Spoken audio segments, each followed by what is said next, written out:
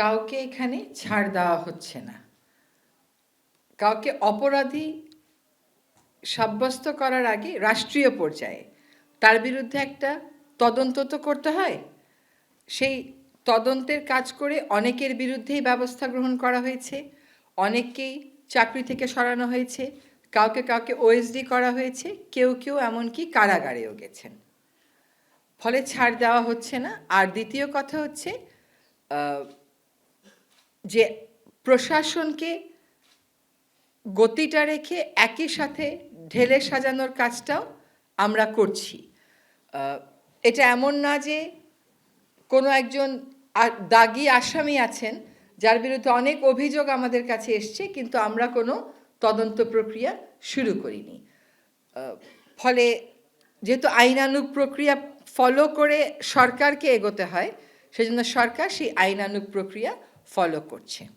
Clear করে বলি, সেটা হচ্ছে আমরা অনেক ডিজিটালাইজেশনের কথা শুনে দায়িত্বে এসেছিলাম। আবারও বলছি যে আমরা ক্ষমতায় এসেছি এটা মনে করি না, দায়িত্বে এসেছি।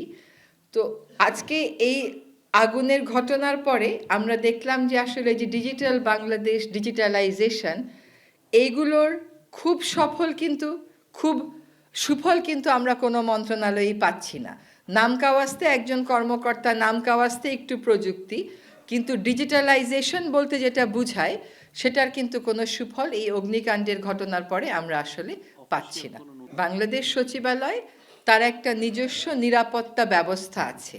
সেই নিরাপত্তা ব্যবস্থাটা কি আদৌ ফেল করেছে? এটা কি কোনো মনুষ্য সৃষ্ট বিপর্যয়, নাকি এটা অন্য কোনো বিপর্যয়? এগুলোর উত্তর পাওয়ার জন্য আমাদেরকে তদন্ত কমিটির রিপোর্টের জন্য অপেক্ষা করতে হবে। আপনি যদি তদন্ত কমিটির গঠনটা দেখেন, তাহলেই আপনি বুঝবেন যে সবকটা সম্ভাবনাকে মাথায় রেখেই আমরা আগাচ্ছি। কিন্তু এইখানে ধারণা আলোচনা করাটা ঠিক হবে না, অন্তত সরকারের পক্ষ থেকে ধারণা আলোচনা করাটা ঠিক হবে না। কি boss, vital match, tough opponent, tension? Come on bro, অপোনেন্টকে নিয়ে ভাবার সময় আছে।